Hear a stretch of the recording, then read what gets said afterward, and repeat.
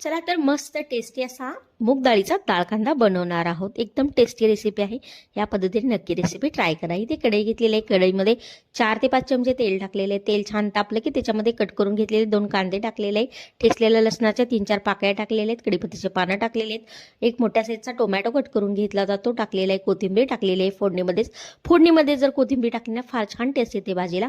नंतर चवीनुसार मीठ टाकलेले छान असं मिक्स करून घेतलेलं आहे। नंतर घरगुती काळं तिखट 1 चमचा टाकलेलं आहे। लाल तिखट 1 चमचा टाकलेलं आहे। छान असं मिक्स करून घेतलेलं आहे। पाहू शकता इथं भिजवून घेतलेली मूग डाळ टाकलेली आहे। साधारण अर्धा तास भिजवून घेतली होती।